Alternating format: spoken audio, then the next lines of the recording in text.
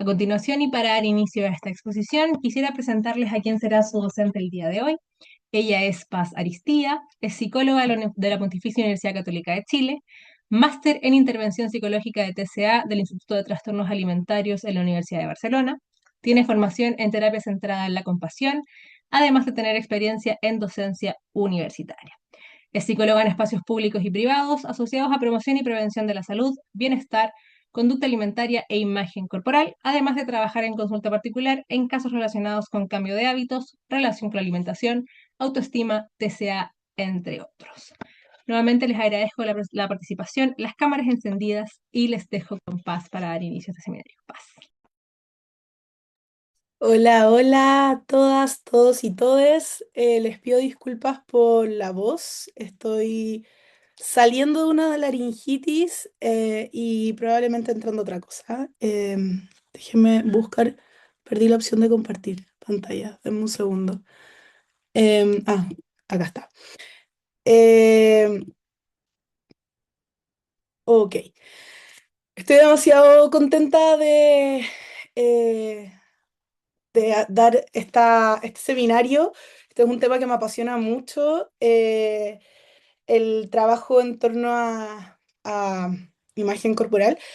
Yo no los veo, así que me van a tener que aguantar hasta el final de la presentación para cualquier pregunta, como también ya habíamos hablado, ¿ya? Para poder aprovechar el tiempo. Entonces, y también, ¿por qué me gusta mucho hablar de esto? Porque cuando trabajamos en salud mental, y quizás si hay colegas psicólogos, psicólogas, se darán cuenta de que muchas de estas frases que estoy poniendo acá las escuchamos constantemente y muchas veces como un motivo de consulta. Llegan personas a decirnos, o quizás lo escuchamos en el día a día, en lo cotidiano, o lo hemos pensado nosotros, no soy suficiente, tengo una autoestima baja, me han llegado muchos pacientes como tengo que trabajar mi autoestima, la tengo baja, como la tienen clarísima, o no puedo hacer tal cosa porque soy de esta manera, me pasa esto, o quizás incluso algo más categórico que es soy, y acá tú puedes insertar cualquier adjetivo calificativo de soy torpe, soy tonta, en Chile decimos mucho soy hueón, soy hueona, soy incapaz, soy tal, tal, y que va generando un poco una experiencia fenomenológica, ¿no es cierto?, de vivir y vivirnos, ¿ya? Y va creando esta experiencia de que siempre al final nos hace falta algo, siempre estamos en falta. Por lo tanto, obviamente nuestra autoestima se va mermando. Ahora, tenemos que partir preguntándonos, ¿no es cierto?, ¿qué es la autoestima? ¿Ya? La autoestima ustedes van a poder encontrar según distintos autores o líneas que eh, quieran leer distintas definiciones. Yo me voy a ir por una operacionalización como más básica, más concreta, además por extensión, podría estar hablando de esto mucho rato, pero para que nos quedemos claros con qué es lo que estamos hablando, la autoestima va a ser el valor que yo me doy a mí mismo, ¿no es cierto?, a partir de la evaluación que hago de la conciencia que tengo de mi persona, ¿ya? Como el básico cuánto me valoro, y va a estar compuesto por dos cosas principales. El autoconcepto, que va a ser esta idea que tengo de mí misma, de quién soy, cuál es el concepto que tengo de mí, y la autoimagen, ¿ya? Que tiene que ver con la idea que tengo de mi imagen corporal, ¿vale?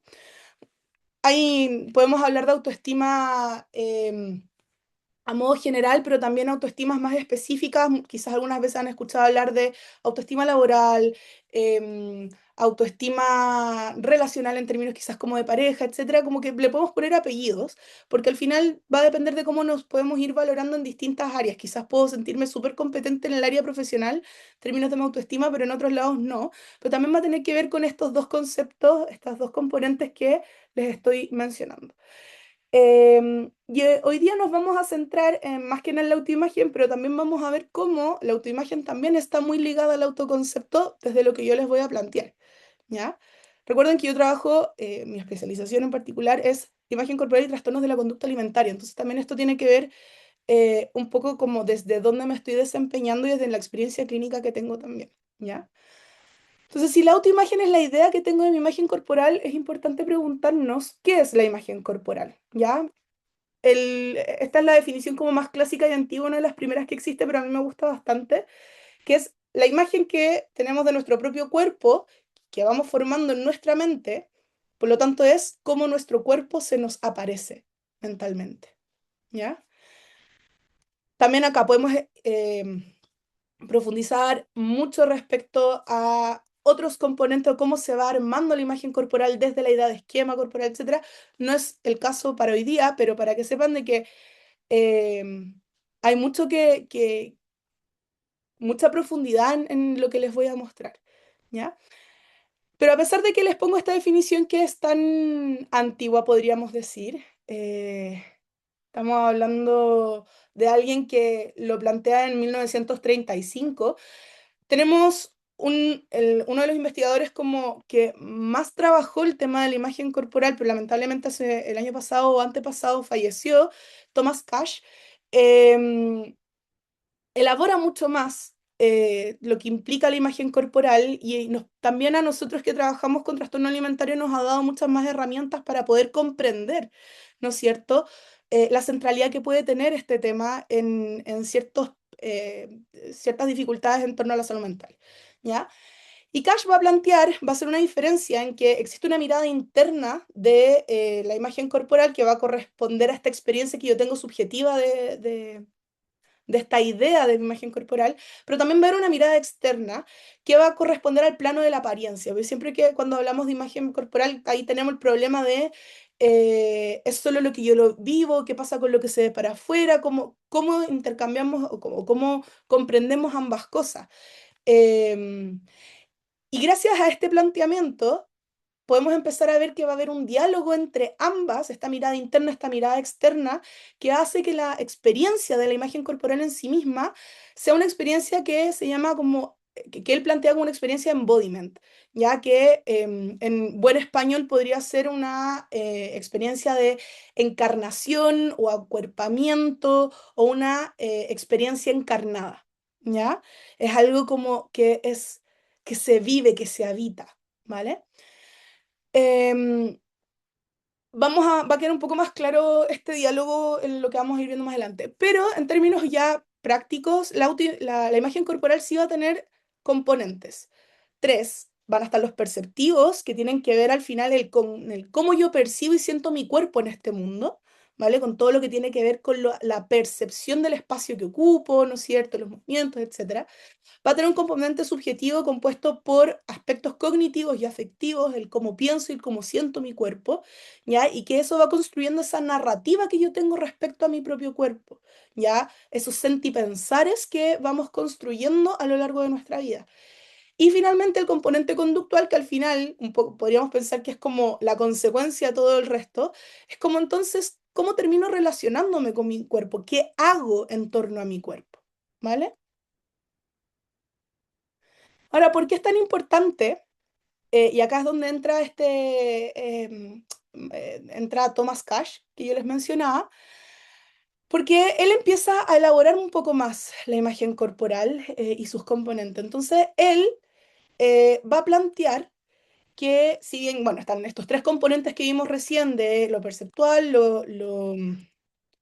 perdón, lo subjetivo y lo conductual, eh, se van a considerar los tres grandes aspectos que componen la imagen corporal, pero eh, Cash nos va a permitir, como les decía, hilar un poco más fino. Entonces, Cash va a hablar de un componente actitudinal y conductual, que básicamente serían estos aspectos subjetivos y conductuales que yo les decía antes, pero él va a ir desglosándolo más y eso ha servido para poder ir profundizando más en el estudio de la imagen corporal.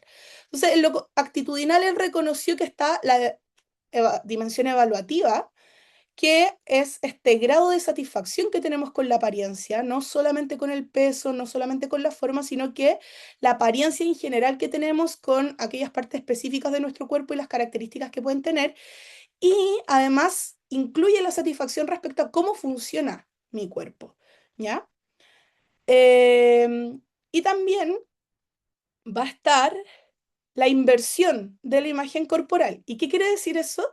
Es el grado en que la persona tiene una apariencia esquemática. Déjenme detenerme acá un momento para explicarles qué significa que la apariencia sea esquemática.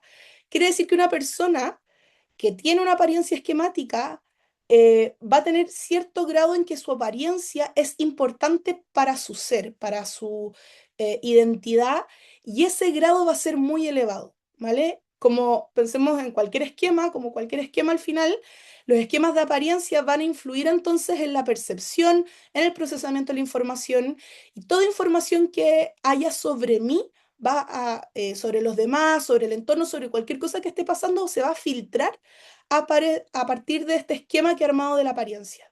Todo va a pasar por la apariencia, ¿vale? Entonces, el decir que hay una inversión de la imagen corporal al final es qué tan central podríamos decir que es nuestra imagen corporal, nuestra apariencia en nuestra cotidianeidad, ¿vale?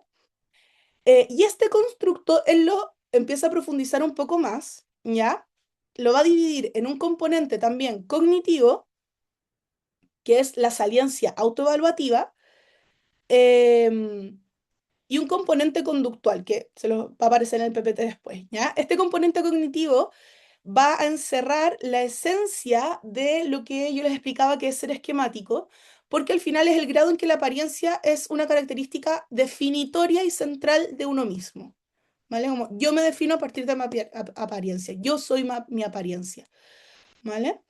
En general, las personas que suelen tener una alta saliencia autoevaluativa tienden a atribuir los resultados de la vida a la apariencia, a permitir que la apariencia influya en toda su vida, su cotidianidad, sus estados de ánimo, em, en la evaluación personal que hacen. Y en generalmente son estas personas em, las que suelen ser más susceptibles a aquellos aspectos que influencian la satisfacción corporal, como por ejemplo la exposición a medios de comunicación masivos, redes sociales, etcétera, ¿ya?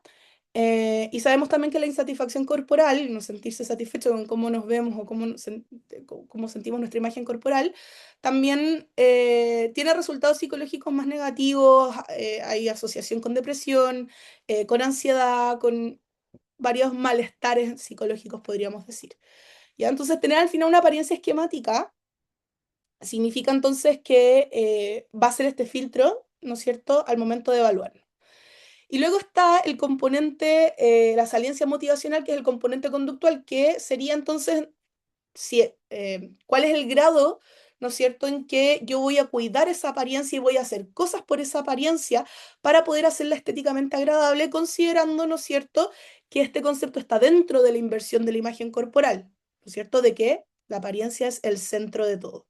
Por lo tanto, eh, no es solamente como el cuánto me cuido, sino que es el cuánto me cuido, porque al final de eso depende quién soy. Espero que se haya entendido ahí bien esa diferencia conceptual.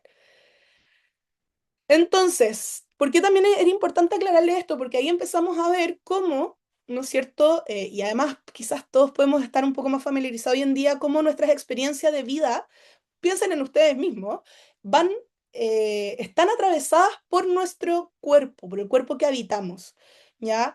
Y hoy en día podemos ver sobre todo que el cuerpo deja de ser solamente esa vasija o ese, podríamos decir de manera súper fría, como recipiente en el cual existimos para relacionarnos con el mundo, sino que deja de ser eso físico y empieza a ser también un reflejo de la moral y la personalidad de la persona. O sea, ya no hablamos como tengo el pelo rubio, tengo la patúa, tengo el pelo café, crespo, los ojos de tal color, sino que digo, soy de esta manera.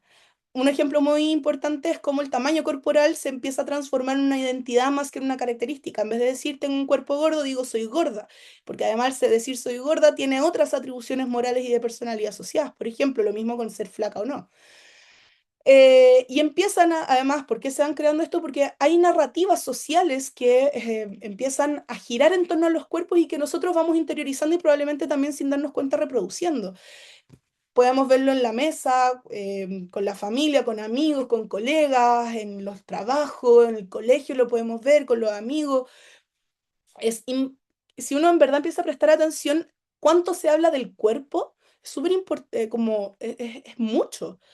Y empiezan también a hacerse categorizaciones por lo mismo. Hay cuerpos que son buenos, hay cuerpos que son malos, hay cuerpos que merecen, que no merecen, que son, que sí, que no. Como que empiezan a categorizarse, ¿no es cierto? Y si empiezan a categorizarse y empezamos a definir que hay cuerpos que son buenos y que son malos, también empieza la vergüenza corporal a surgir como una amenaza de pertenencia, porque si empiezo a sentir o experimentar de que mi cuerpo está dentro de esta categoría de malo, no de aceptado, o el cuerpo que va a ser rechazado, yo acá no estoy hablando de ningún tipo de forma en particular, solo la experiencia personal.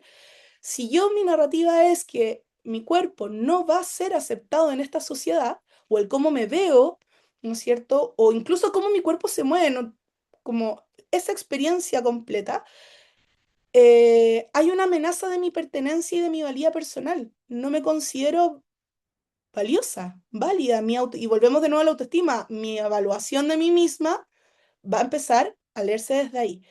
Y ahí entra, hay un concepto que es súper interesante, es que el cuerpo empieza a ser capital. Yo me imagino que muchos habrán escuchado el concepto capital cultural, que tiene que ver con la cantidad quizás de oportunidades que tenemos de interactuar con la cultura, con informarnos, con conocer distintas cosas. Existe también el concepto de capital corporal.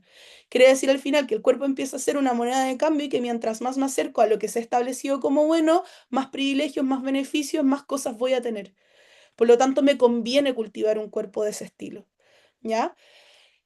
Y si empezamos a girar en torno a estos días, a estas cosas que les voy contando, obviamente se hace necesario sostener, aunque sea una fantasía de control frente al cuerpo, porque si no me siento a la deriva, si es que creo que mi cuerpo no calza, no, no es adecuado a lo que en la sociedad se está hablando que debiese ser lo adecuado. Entonces, esa fantasía de control corporal aparece como una oportunidad de salvarme, ¿ya? De sentirme aceptada, de sentirme querida, de sentirme valiosa o valiosa.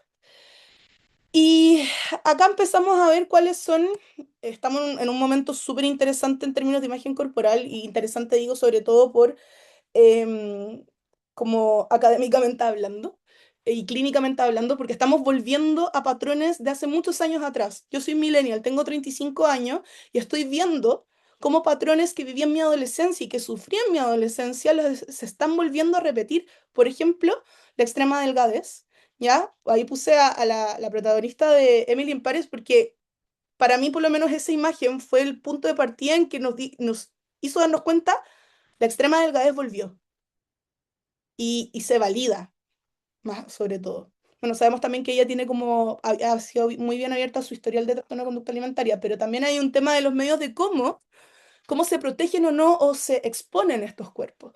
Y también tenemos no solamente eh, los estándares de belleza hacia mujeres, que quizás es lo que en términos de imagen corporal más se habla y quizás está un poco más manoseado, pero hoy en día también, o sea, históricamente siempre también han habido estándares de belleza para hombres, pero hoy en día, sobre todo eh, con la toma de fuerza de la manósfera, podríamos decir, también se están estableciendo algunos estándares de belleza eh, que, que buscan en el hombre, sobre todo, definir un cuerpo ideal asociado al éxito. Y eso se llama, no sé si lo habrán visto, looks maxing, ¿ya? Tenemos entonces estos dos estándares de belleza hoy en día, sobre todo para jóvenes, extrema delgadez y el looks maxing para los hombres. Para quienes no conocen, el looks maxing es un espectro de conductas que van desde el soft maxing hasta el hard maxing,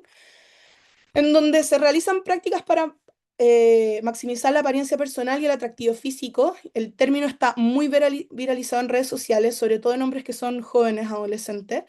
Lo que buscan, como les decía, son cuerpos perfectos, una vida ideal a través de hábitos alimentarios, gimnasio, skincare, el mewing, que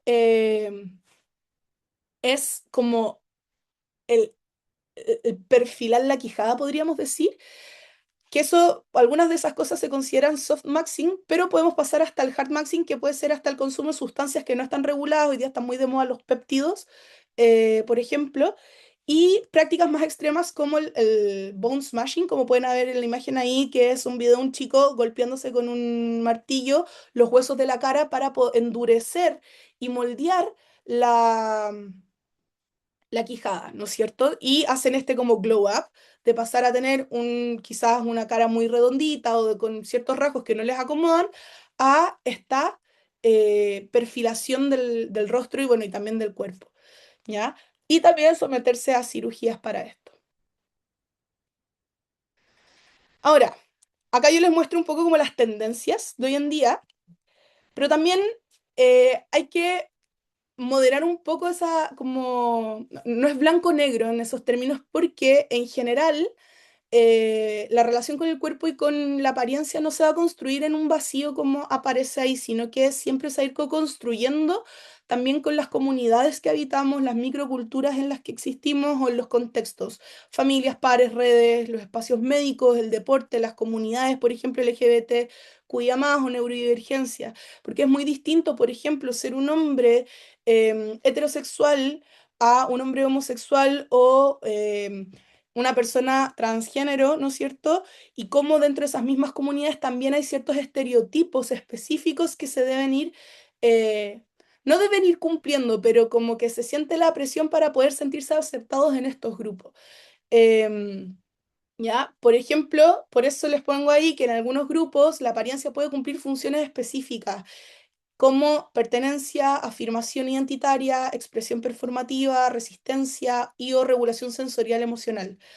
Y eso es súper interesante porque, por ejemplo, en las comunidades neurodivergentes, muchas veces, yo trabajando con mujeres autistas o neurodivergentes con un trastorno alimentario, muchas de sus historias tienen que ver que el control corporal o el desarrollo del trastorno alimentario tenía que ver con eh, la experiencia de la neurodivergencia que les hacía sentir extrañas dentro de su contexto y por lo tanto buscar una forma de parecerse al círculo de pareja en que querían, con el que querían conectar. Entonces, si el grupo con el que me junto, mis amigas, son todas de tal forma, mejor mi cuerpo lo adecua a eso más que por yo haber interiorizado un ideal de belleza, ¿ya?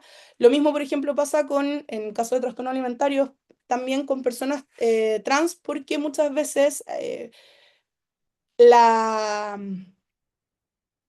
las conductas restrictivas que llevan a achicar el cuerpo tienen que ver con buscar también una forma de androgenizar el cuerpo, de acercarse más a aquel cuerpo que se siente más en línea con su identidad. Entonces es súper importante también poder ir entendiendo el contexto en donde se van desarrollando estas cosas, ¿ya? Al final, la diferencia clínica o la preocupación tiene que ver más con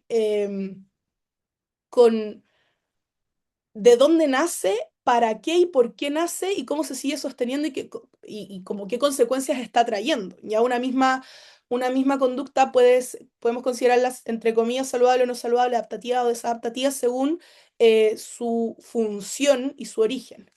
¿Ya? Entonces, al final, por eso les pongo ahí, el riesgo va a ser que tenemos que tener ojo, que no toda insatisfacción corporal va a derivar en un cuadro clínico necesariamente como un trastorno alimentario o un trastorno dismórfico corporal o quizás alguna otra patología de salud mental, pero sí muchas patologías de estas van a comenzar con un malestar corporal y una estrategia de control de ese malestar consecuente, ¿ya? Entonces, vamos a tener tres caminos por los cuales podemos llegar a conductas riesgosas para mejorar la autoestima. Vamos a tener cuando la autovalía depende de mi apariencia, cuando experimento vergüenza y por consecuencia genero conductas evitativas, ¿no es cierto? O cuando hay normas y presiones del entorno microculturas que son muy fuertes, ¿ya? Y ahí, bueno, quizás entre ellas también se pueden relacionar. En el primer caso, generalmente lo que ocurre es que vemos una sobreinversión de la imagen corporal, ¿no es cierto? Lo que les mencionaba antes, esta inversión de la imagen corporal que tan central es para mi identidad. Y por consecuente, perdón, voy a tener conductas de control que me ayuden a reafirmar ese aspecto que es tan central de mí y no perderme en el camino y poder sentirme tranquilo conmigo. Cuando hay vergüenza y evitación, generalmente suele haber aislamiento o ansiedad, ¿ya? Empezamos a tener mucha vergüenza de ir a lugares por cómo me van a ver. Existe, de hecho, el concepto de ansiedad social física, como de esa ansiedad de que van a pensar de mí al verme porque algo en mi cuerpo quizás no siento que es el adecuado. Y puede que empecemos a buscar conductas para regular estas emociones, como puede ser las distintas conductas alteradas en torno a la alimentación, como de restricción o de sobreingesta, y buscar el cuerpo conductas que a través del cuerpo me permitan regularme, ¿ya? Y de hecho hasta ahí podemos llegar a conductas autolesivas, ¿ya? Y cuando tenemos el camino de las normas y la presión del entorno, empezamos a generar a sentir que hay una ideal corporal único, una narrativa única respecto a lo que debo ser, por lo tanto también me empiezo a comparar y empiezo a generar también otras consecuencias de malestar y sufrimiento psíquico, ¿ya? Y eso puede llevarme en esa comparación, que al final la comparación es normal, la hacemos todos, es parte de lo que necesitamos como seres vivos para poder ver en qué lugar de la sociedad estamos y si vamos a quedarnos fuera de la tribu o dentro. Pero cuando siempre me estoy comparando con este ideal inalcanzable, que generalmente son inalcanzables, son súper aspiracionales porque además hay una industria detrás que lo va alimentando y que le conviene, y que nos hace sentir que nunca es suficiente, vamos a empezar a generar conductas alteradas, probablemente en torno al cuerpo o de alimentación para controlar el cuerpo que pueden ir en escalada y generar trastornos más graves, ¿ya? Entonces, según eso, ¿a qué le vamos a poner ojo? Vamos, dame un segundo.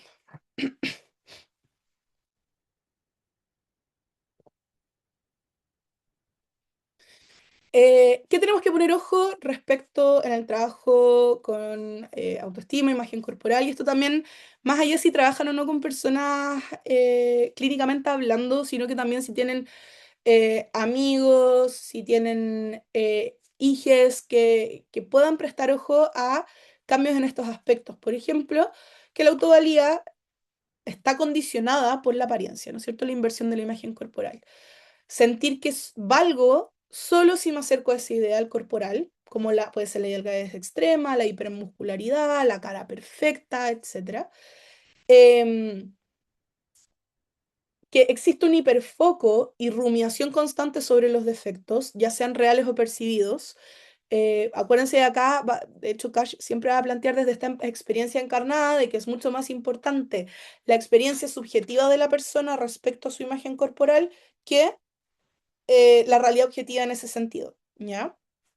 Entonces, eh, la persona a partir de ese hiperfoco y de esa rumación empieza a compararse, a hacer chequeos, a mirarse cada vez más en el espejo y preguntarte como, oye, pero ¿y se me nota esto?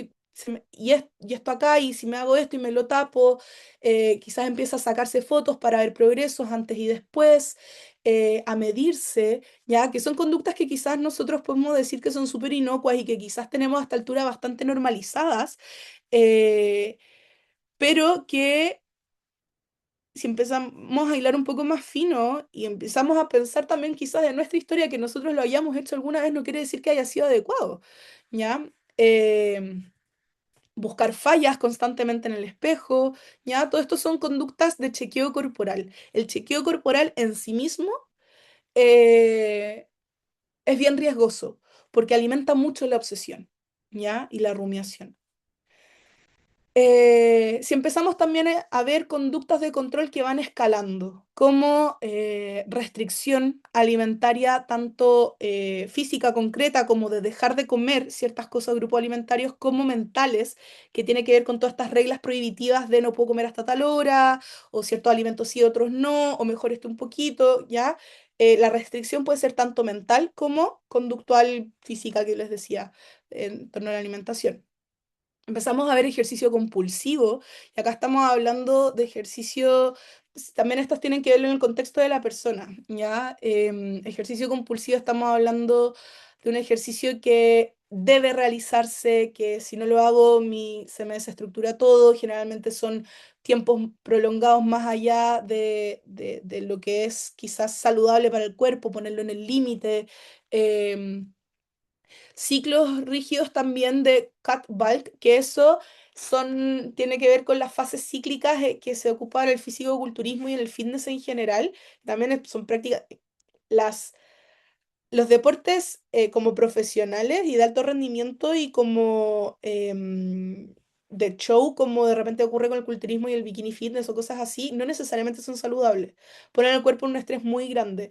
Y ahí tienen rutinas de fases muy heavy, por ejemplo, que en el bulking es generar volumen, donde se busca ganar masa muscular mediante el generar mucho superávit calórico y entrenamiento muy pesado, y el cutting tiene que ver con definir luego el cuerpo, ¿ya? Y buscando perder grasa, manteniendo el músculo a través del déficit calórico. Entonces, al final es un ciclo de restricción y sobreingesta como regulado, pero que al final metabólicamente al cuerpo le hace pésimo, ¿ya?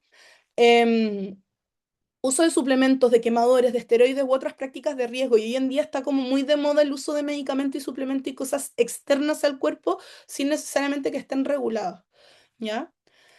También observar una escalada cosmética performativa, ¿ya? Como, y acá de nuevo, poniendo en contexto, como que no tiene nada de malo que me haga el skincare, que sea una, quizás una, o tenga ciertas rutinas de cuidado de la apariencia que puedan ser agradables y que pueda ser, pero cuando ya se rigidiza y de eso depende como el que pueda o no hacer algo, es una historia completamente distinta, ¿ya? Entonces, por eso se habla de las, les pongo ahí escalada de esas rutinas, donde empezamos a ver la necesidad, no es una opción, es una necesidad de rutinas, de productos, de protocolos que terminan siendo cada vez más específicos para arreglar ciertas cosas, rasgos que pueden ser muy genéticos también, piel, pelo, mandíbula, porcentaje de grasa, etcétera, y que también algunos tienen que ver em, con tendencias bastante racistas, podríamos incluso plantear, ¿ya? Y que también se puede ver que esa escalada implica un aumento de tiempo, un aumento de dinero, de ansiedad para corregir la apariencia. También esta centralidad del cuerpo en la identidad, que es la inversión que yo les decía en antes, y eso tiene que ver con que el día vemos que gira en torno a la apariencia, la comida, el entrenamiento, la optimización. Hoy en día, en esta era de la hiperproductividad, hasta el cuerpo sentimos que tenemos que optimizarlo de alguna manera, ¿ya? Y que esto es como, para quienes son colegas, lo entenderán como el nivel de interferencia y malestar que genera en la vida cotidiana. Y eso es un matiz súper importante a la hora de ver qué tan grave podríamos decir es una conducta. ¿Ya? Entonces, si por todas estas cosas yo empiezo a evitar situaciones sociales, empieza a afectar mi sueño, mi estudio, mi trabajo, mis relaciones, la ansiedad es intensa o estoy deprimido, y en verdad está interfiriendo en mi cotidianeidad, también es algo de lo que hay que preocuparse, ¿ya? Y esa rigidez de todo se da a la punta del cerro si es que no cumplí esa rutina. Ahora, ¿cómo, cómo podemos prevenir que, que estas cosas se agraven o que se desarrollen? Nosotros como adultos en este momento, sobre todo que estamos viendo esta ciclicidad de ciertas situaciones en torno a la autoestima y la imagen corporal y el cómo nos definimos como personas y sociedad, creo que podemos hacer mucho a partir de ciertos cambios que podemos hacer en lo cotidiano, ¿ya? Primero, podemos cambiar el foco de la apariencia de la persona y la validación desde la apariencia, perdón, hacia la conversación en torno a la valía personal y la agencia personal. En vez de preguntarnos como respecto al cómo me veo, quizás preguntar de dónde mi mente está sacando mi valía personal. ¿Cuál es su fuente para decir que yo valgo como persona, que puedo tener una buena evaluación de quién soy? Eh, ¿Qué me hace también ser yo, más allá de mi cuerpo? Cuando yo trabajo con mis pacientes, trabajo mucho el tema de entender que el cuerpo es como un lienzo, ¿no es cierto? Que transmite quién soy, más que lo defina. Es como de adentro hacia afuera. Entonces lo puedo ocupar para expresarme, ¿ya? Más que para definirme necesariamente. Entonces, ¿qué me hace ser yo además de mi cuerpo? Y esa es esa capacidad de ser yo a través del tiempo y transversalmente, entendiendo que el cuerpo cambia. ¿Qué pasa si mi autoestima está centrada en mi apariencia? Em, el envejecimiento se vuelve intolerante. Sentimos que nos vamos perdiendo. Cuando en verdad al final también nos está quitando el foco de la experiencia de la vida. Em, y también preguntarnos qué quizás estoy intentando resolver a través del control del cuerpo y la apariencia. Quizás estoy buscando más seguridad, quizás estoy buscando una pertenencia, quizás estoy buscando calma. Y ahí podemos ir escalando y llevando al final la conversación hacia el meollo del asunto más que en esa superficialidad que puede ser solamente centrarnos en el cómo me veo. Que no estoy diciendo que no sea importante, pero ya a esta altura ya vamos entendiendo guardando las proporciones. ¿no es cierto? También es importante cambiar la pregunta, ya no es como cambiar esta pregunta de qué es lo que no me gusta de mí a la función y el contexto en el que está inserta, como está inserto mi cuerpo. Por ejemplo, ¿en qué situaciones yo empiezo a sentirme avergonzado de mi cuerpo, en donde necesito hacer un chequeo, donde quizás tengo que evitar, y por qué también está cumpliendo esa función? ¿Qué está pasando ahí que hace que me aparezcan estos típicos pensamientos de la típica, me siento gorda? Nadie se siente gorda. Ahí estamos, hay algo a lo que lo estamos atribuyendo y quizás están pasando otras cosas que me hace pensar, además de que sentirse gorda es algo negativo.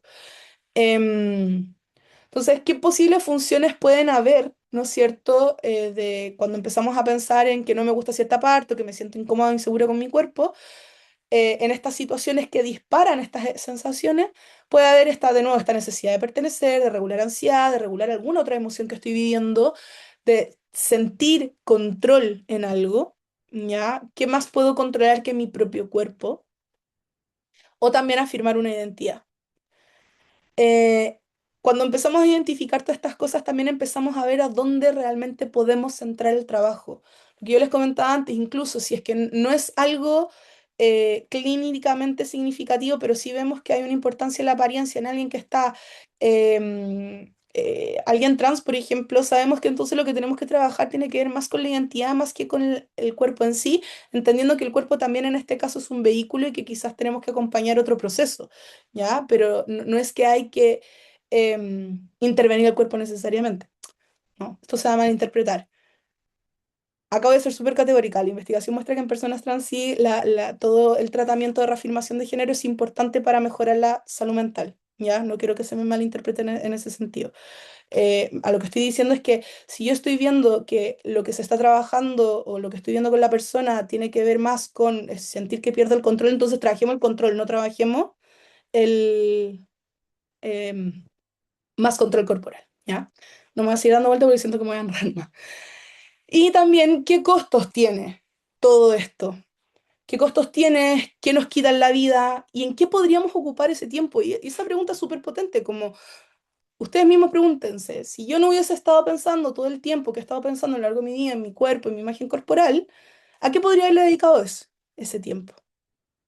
¿Qué podría haber hecho en este momento? Y eso es súper importante, por ejemplo, para las adolescencias y las niñas, entendiendo de que ya alrededor de los 5 o 6 años empiezan a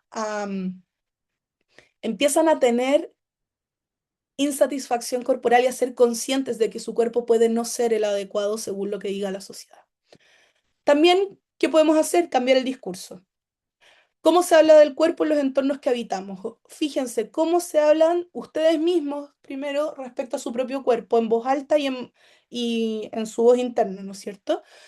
Em, Cómo se habla en la mesa, en la familia, respecto a cuerpos de otros, cómo se ha normalizado cierta conversación en torno a los cuerpos y a la imagen corporal, cómo se habla en el colegio, cómo se enseña. Ya acá la invitación es a cuestionarlo todo, no porque venga de ciertos lugares quiere decir que es cierto, ¿ya?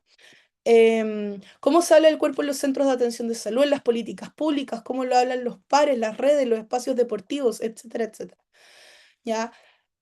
Cambiar el discurso también a través de validar la diversidad corporal y quitar la moralidad del cuerpo. La diversidad es la norma. Los cuerpos vienen en todos los tamaños, en todos los colores, en todas sus formas. Y hay una frase que es súper potente, pero que es real, de que si todos comiéramos y nos moviéramos igual, igual existirían cuerpos diversos.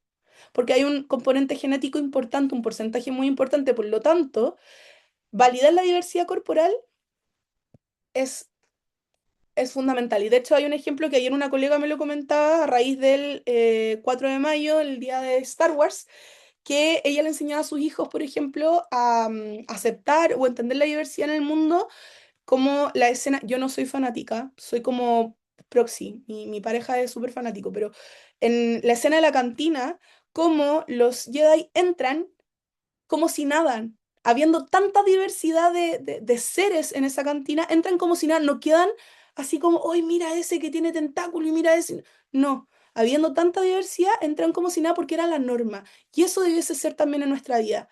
La norma es la diversidad, ¿ya? Y también cambiar el discurso en torno a la salud hacia conductas, cuidados, determinantes sociales, no netamente la salud centrada en el peso y el cuerpo como una virtud, ¿ya?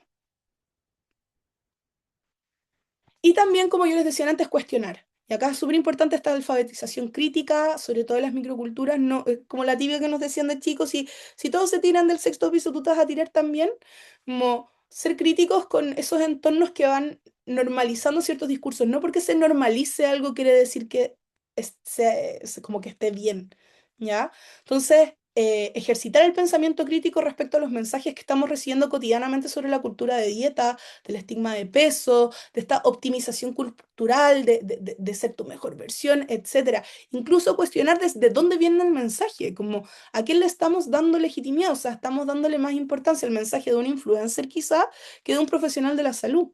Entonces, ahí es súper importante, eso se llama justicia epistémica, por si alguno lo quiere investigar después. E ir reconociendo también microculturas, como para poder ir entendiendo cuando la apariencia tiene que ver con la identidad, tiene que ver con expresión, con juego, con resistencia, versus cuando también se vuelve la única vía para mi valía y mi seguridad. ¿Ya? Al final, lo que yo les decía antes, una misma acción puede tener orígenes diversos, marcando la diferencia entre una conducta saludable y un síntoma. Y al final el riesgo va a aumentar cuando aparece rigidez, cuando aparece miedo, hay pérdida de agencia e interferencia funcional en cualquier género o comunidad, en cualquier persona, ¿vale? Acá yo los quiero invitar un poco, entonces, que hacernos esta pregunta, como al final, ¿quién se va a beneficiar en que yo no me sienta suficiente? Que no tenga autoestima y que esa autoestima también esté muy atravesada con mi imagen corporal. Yo les hablaba de la autoimagen y el autoconcepto, por todo lo que hemos visto al final con esta idea también de que la imagen corporal tiene que ver con reflejos de personalidad, de moralización, empezamos también a generar ciertas ideas de quién soy a partir del cómo me veo muchas veces. Entonces, darnos cuenta de que esto es algo mucho más profundo de solamente el cómo me veo, que las conductas que podemos ver en torno a la imagen corporal o para ganar mejor autoestima a través de la imagen corporal son solo la punta del iceberg. Un trastorno alimentario es solo la punta del iceberg. El trastorno dismórfico corporal es solo la punta del iceberg. Porque al final, ¿qué pasa cuando empezamos a ver el fondo, el por qué está pasando esto, desde dónde viene? Empezamos incluso a meter antropología, sociología, historia, incluso lo político, porque, de nuevo, ¿quién se va a beneficiar con que yo no me sienta suficiente? Yo no, y ustedes tampoco.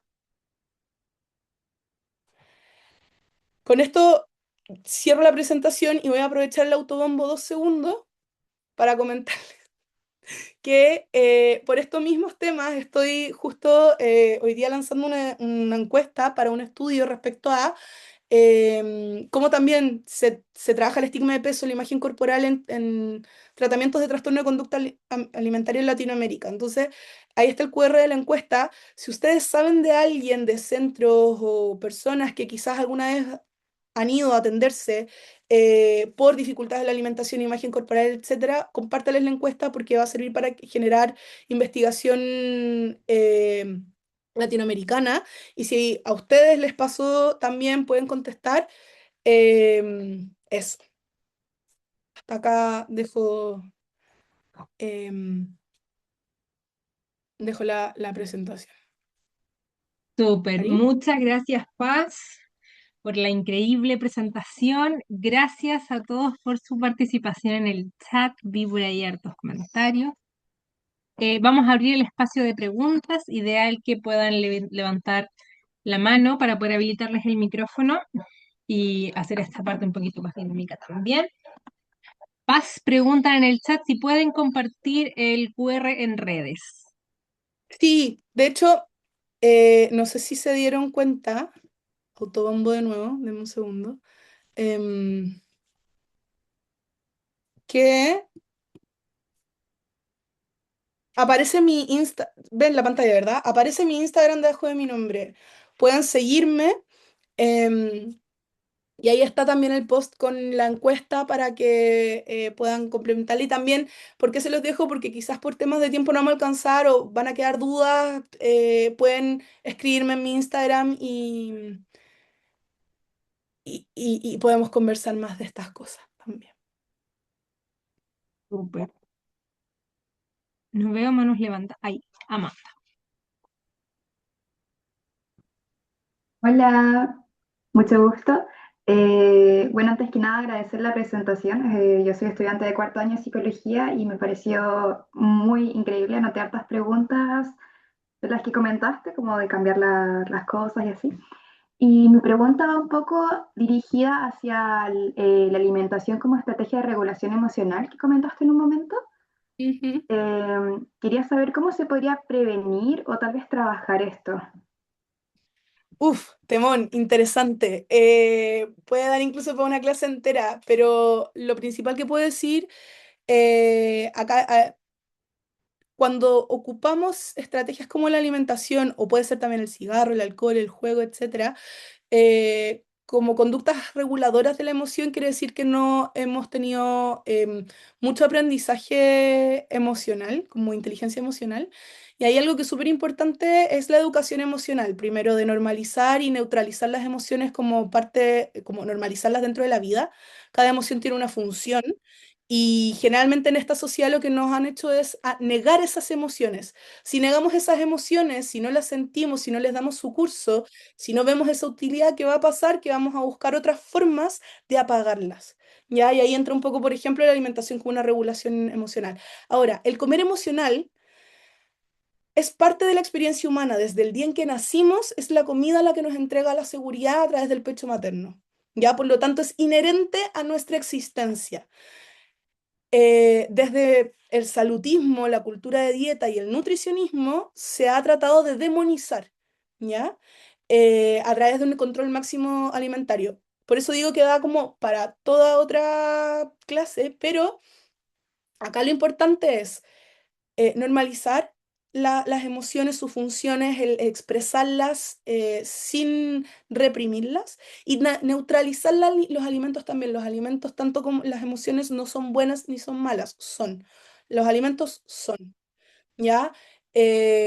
Incluso ahora que también está tan de moda decir que los hiperprocesados también son súper malos, etcétera, un alimento es saludable o no en el contexto de la persona. Un niño con ARFID, un niño con selectividad alimentaria, una persona neurodivergente con selectividad alimentaria, probablemente un alimento hiperprocesado puede ser un alimento saludable porque le da cierta seguridad y estabilidad. Por lo tanto, no somos quienes para juzgar en ese contexto, ¿ya? Y eso es súper importante de entender, de siempre poner en contexto. Creo que esas son esas dos claves. Neutralizar la alimentación, ya no es bueno ni malo los alimentos, sin restringirlos, ¿no es cierto? Y el generar mayor educación emocional. Eso. Gracias, Paz. Gracias, Amanda, por esa pregunta. Vamos con Elizabeth Rebolledo.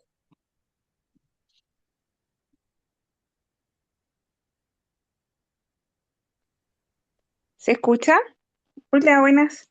Hola. Eh, sí, mira, lo que pasa es que antes era más visible todo lo que estamos conversando nosotras las mujeres. eh, y bueno, durante este tiempo y bueno, del 2018 hasta el 2026 se ha notado un cambio muy significativo y más visible en los hombres. Por ejemplo, hoy en día tú hablas con un varón y en su narrativa ellos te comentan, yo antes no me ibas a reconocer, yo antes era súper gordo, ahora soy de esta forma y hablando como un logro que también no es malo. Sin embargo, tú hoy en día ves las redes sociales, su carta de presentación, que es respetable, pero es como la típica fotito con, mostrando el cuerpo. Entonces mi pregunta es, ¿cómo ha cambiado la presión estética en los hombres en los últimos años y qué impacto tiene en eso en su autoestima? Eh, yo acá podría decir que estamos acercándonos, y quizás con esto me voy por las partes, no sé si todavía estamos grabando, pero eh, yo creo que guardando de nuevo las proporciones, la experiencia que están teniendo los hombres hoy en día respecto a su imagen corporal es muy similar a la presión que históricamente han tenido las mujeres, porque estamos entrando en una situación súper curiosa de retroceso en ciertos valores, ¿no es cierto? Y sí,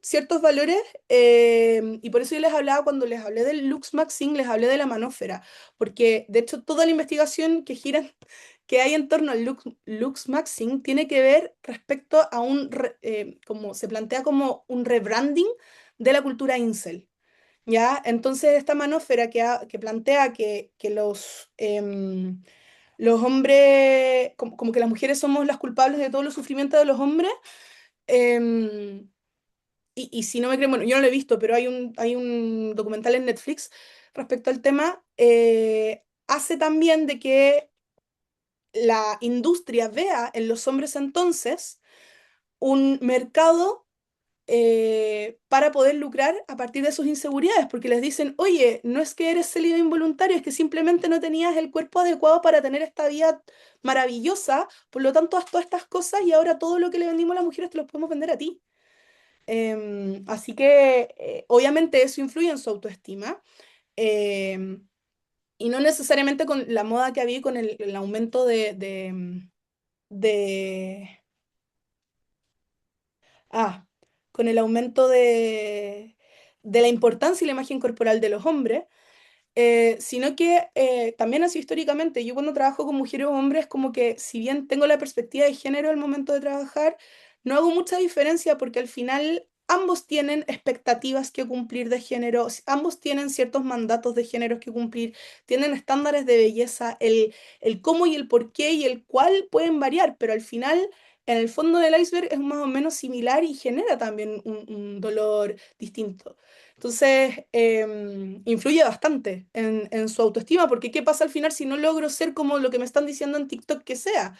O como me están garantizando que voy a conseguir la fama máxima, o la vida de éxito. ¿Se fijan? Sí, o sea, yo en verdad quería hacer como eso. No digo que tampoco quiero sonar como que, no sé, denigradora con los varones, pero sí lo he notado, es más visible. Y lo otro que quería preguntar, porque también han preguntado en el chat, ¿cuál es el nombre de ese documental? Hoy no me lo sé, pero creo que se llama Manósfera o algo así. Te lo puedo buscar en un pim pam pum. Pero por mientras podemos pasar a otra Sí, pregunta para gracias por la... nada. Sí, chao. Súper. Gracias, Elizabeth, por esa pregunta. Gracias, Paz, de nuevo por la respuesta. Vamos con Sergio Troncoso.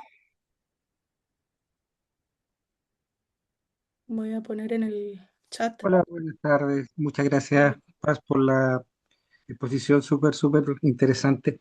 Te quería hacer una consulta media cultural, a ver, pensando en tu opinión, porque tú mencionaste en un momento, por ejemplo, lo que pasa con esta actriz, con la Lily Collins, que es la protagonista de Lily, eh, y ella efectivamente sufrió de anorexia y bulimia, tuvo hartos problemas, qué sé yo. ¿Hasta qué punto el mismo hecho que ella, con todo el tema que acarrea, esté como sea protagonista de una serie, no forma parte de algo de integración al final, de estoy integrando ese tipo y entendiendo de que hay muchas series, está lleno, repleto de series con distintos tipos por decirlo, con texturas de los protagonistas, que no necesariamente son encajados a este molde que mencionaba, y por otro lado, ya no tenemos ese que pasaba, no sé, por mi época que había una televisión que todo la veía. Entonces ahora no es así, ahora no hay una televisión hegemónica, entre comillas, somos libres de ver lo que queramos ver, y al parecer siguen aumentando los casos de trastornos de conducta alimentaria. Entonces, eh, ¿cómo se podría pensar en lograr cambios, por lo menos a nivel de cultura occidental, entendiendo que somos libres de ver lo que queramos y tampoco queremos llegar a un modelo que llegue a censurar o restringir el acceso a la información? Es como una pregunta media, no sé, media profunda, pero como que saber tu opinión al respecto. No, muchas gracias, Sergio. Es una pregunta súper interesante y yo no sé si voy a poder tener la respuesta, pero sí invita mucho a reflexionar, ¿no es cierto?, la responsabilidad que tienen los medios de entretención de poner en pantalla, ¿no es cierto?, referentes y qué es lo que se está validando, porque es verdad, es importante que haya diversidad, que hayan referentes, porque hasta que la sirenita no fue afrodescendiente, quizás las niñas afrodescendientes no tenían la idea, ¿no es cierto?, de que podían llegar a ser actrices de Hollywood, por ejemplo.